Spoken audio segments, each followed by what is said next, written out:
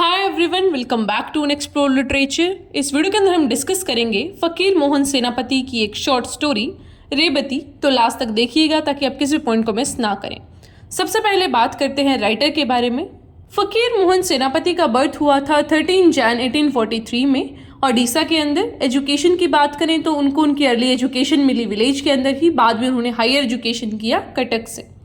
Career देखा जाए तो he was a prolific writer, poet and a social reformer, और उनको father of Odia pros fiction भी माना जाता है।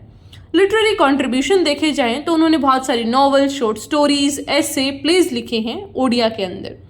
नोटेबल वर्क्स देखें तो उनके कुछ वर्क्स हैं रेबती, मामू, पेट एंड मेडिसिन, जो कि social issues, caste discrimination, superstition और एक्सप्लॉयटेशन जैसे थीम्स को कवर करते हैं। अब सीधा बात करते हैं हमारी कहानी रेबती के कैरेक्टर्स के बारे में। हमारी कहानी की लीड है रेबती, जो कि एक 10 साल की लड़की है। फिर है उसके फादर श्याम बंधु, देन इज वासुदेव महापात्रा, उसके स्कूल टीचर, और कुछ जगह पर उसकी मदर जिनका नाम नहीं दिया गया है, एंड हर ग्रैंड मदर, इन दोनों का भी जिक्र हुआ है। Alright, so this are all the characters of the story. अब कहानी को जानते हैं डीप में। अब ये तो आपने सुना ही होगा कि पहले के टाइम में लड़कियों की एजुकेशन ज़्यादा प्रमोट नहीं की जाती थी। लोग नहीं चाहते थे कि उनकी बेटियां बाहर जाएं और पढ़ें। कुछ ऐसी ही कहानी है रेबती की। रेबती एक 10 साल की लड़की है, बड़ी इंटेलिजेंट, टैलेंटेड, अच्छा गा भी लेती है, भजन वगैरह गाती है और भगवत गीता पढ़ती है। बहुत ही स्टूडियस है ये। सोसाइटल एक्सपेक्टेशन कुछ ऐसी हैं कि लड़कियां पढ़ेंगी थोड़ी, वो तो खाना बनाना सीखेंगी, कढ़ाई, बुनाई, ऐसे ऐसे काम सीखने चाहिए एक लड़की को। तो यहाँ पे वही कॉन्ट्रडिक्शन दिखाई गई है। रेबती जो कि पढ़ना चाहती है, लेकिन सोसाइटी उसको ऐसे काम करने से रोकती है कि बीइंग अ गर्ल आपको क्या करना चाहिए, आपको अपनी वो वुमेनली ड्यूटीज़ को फुलफिल करना चाहिए। लेकिन जो इनके फादर हैं श्याम बंधु, वो बड़े ही मॉडर्निस्ट विचारों के हैं।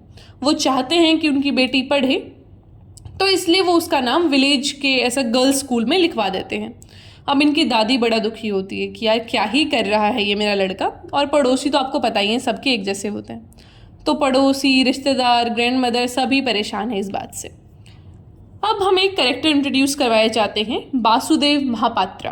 तो अभी ये गांव के स्कूल में नए नए ही आए हैं एज अ स्कूल टीचर, और इन्होंने अपनी ग्रेजुएशन डिग्री करी है कटक से, और इनके माँ बाप नहीं हैं, तो ही इज़ अ ऑर्फन।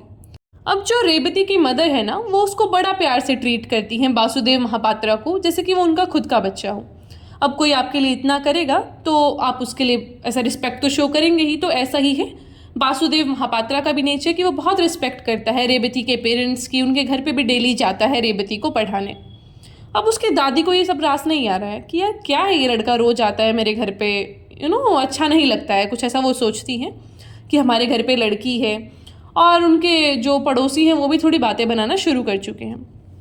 फिर कहानी आगे बढ़ती है तो हमें पता चलता है कि जो बासु है और रेबती हैं, उनके बीच में थोड़ा सीक्रेट लव चल रहा है, लेकिन वो एक दूसरे को अपनी फीलिंग्स कभी शेयर नहीं करते। पड़ोसियों का काम है बातें बनाना, वो अपना काम शुरू कर चुके हैं।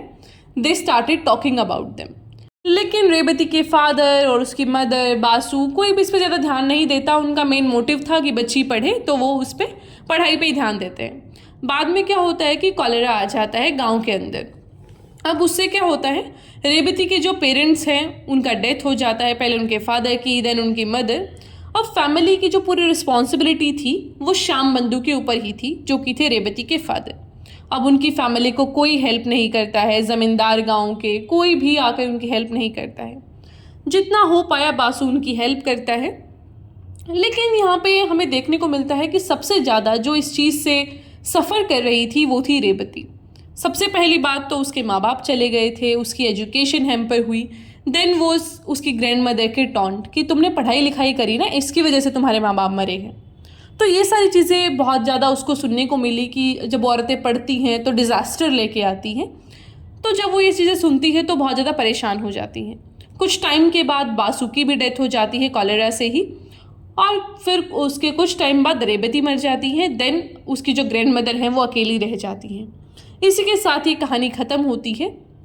आई होप आपको ये कहानी समझ आई होगी कि किस तरीके से बहुत सारे थीम्स को एंटेंगल करके बताया गया है। मतलब कि बहुत सारे थीम्स हैं जो उनको जोड़ के बताया गया है। एक लड़की की एजुकेशन, फिर सोसाइटी की क्या एक्सपेक्टेशंस रहती हैं उससे, और एक जो डिज़ायर का कॉन्सेप्ट है वो भी इवोक किया गया है through the character of Basu and Revati. ये सारी चीज़ें और फिर जो उसकी ग्रैंडमदर उसे टोंट करती है, तो इस टाइप के क्वेश्चन भी आपके एग्जाम में आ सकते हैं कि what kind of superstitions are seen in the Indian history, तो कुछ उससे रिलेटेड भी क्वेश्चन आ सकता है। तो ये थी कहानी। अब हम सीधा थीम्स को डिस्कस करेंगे। हमारा सबसे पहला थीम है फेमिनिज्म। फेमिनिज्म की जब बात की जाती है तो फेमिनिज्म का मतलब होता है विमेन और मेन को इक्वल राइट्स। ये बहुत ही मिसकंसेप्शन है, बहुत सारे लोगों को नहीं पता, मुझे नहीं पता ये मिसअंडरस्टैंडिंग आई कहाँ से है, बट स्टिल पीपल फील कि फेमिनिज्म का मतलब होता है औरतों को आगे बढ़ाना, या फिर कहीं जैसे कि पितृसत्ता होती है, पेट्रियार्की होती है, उसी तरीके से विमेन का dominance. But it is not. Feminism का मतलब होता है equal rights to men and women. तो वही कॉन्सेप्ट हमें यहाँ पे पूरी जो शॉर्ट स्टोरी है उसमें देखने को मिलता है, कैसे जो श्याम बंधु है वो अपनी जो बेटी है उनका एडमिशन कराते हैं and he motivates her to study. फिर सेकंड है हमारा गर्ल एजुकेशन, जहाँ पे रेवती बहुत एक टैलेंटेड लड़की होती है and then she wanted to study, तो सोसाइटल एक्सपेक्टेशन से परे हट के वो स्कूल जाती है। Then the third one is superstition. Superstition का थीम तब आता है जब उनकी दादी उसको एक्यूज करती हैं कि तुम पढ़ी हो, इसकी वजह से तुम्हारे पेरेंट्स अब इस दुनिया में नहीं है, because of the education you brought this disaster of cholera. ठीक है, इससे फिर आपको सुपरस्टिशन का थीम मिलेगा। Then the last one is love and desire. मैंने पहले भी बताया कि जो बासु हैं और रेवती हैं, इन दोनों के कैरेक्टर का जो एक सीक्रेट लव था, उससे हमें लव एंड डिज़ायर के थीम का पता लगता है। तो ये सारे थीम्स हैं। तो इस स्टोरी को समझने के लिए आपको काफ़ी सारे पर्सपेक्टिव्स मैंने दे दिए हैं, जिस भी तरीके से आपको इस स्टोरी को देखना है यू कैन डू दैट। और क्वेश्चंस भी इसमें, क्योंकि ज़्यादा बड़ी स्टोरी है नहीं, तो थीमेटिक क्वेश्चंस आ सकते हैं, या फिर थोड़ा सा राइटर के पर्सपेक्टिव से कि उनका ऐसा वर्क है, उनका जो भी राइटिंग स्टाइल है उसके हिसाब से आ सकते हैं। तो क्वेश्चंस मेनली जो ऐसी स्टोरीज़ होती हैं उसमें आते हैं इंटरलिंक करके, कि दो स्टोरियों के मिला के बता दिए। तो ऐसा हो सकता है मे बी आपका आ जाए कि जो द क्विल्ट है इसमें चुगताई वाला, उसका और इसमें क्या रिलेशन है, या फिर फेमिनिज्म को, या फिर कहें वुमेन एम्पावरमेंट को कैसे दिखाया गया है दोनों के अंदर, कुछ ऐसा सा आ सकता है। मतलब स्टोरीज़ को आपको इंटरलिंक करके पूछा जाता है whenever the stories are too short. Alright, so this are the type of questions that can be asked. Okay, so this was all about this chapter. I'll meet you in the next video. Till then, take care, stay happy, stay healthy.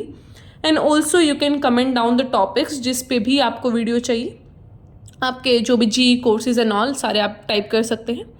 Also give your feedbacks into the comment box कि आपको कैसा लगा, क्या क्या improvements की ज़रूरत है, या फिर किस तरीके से आपको जो भी चाहिए आपका कंटेंट एग्जाम से रिलेटेड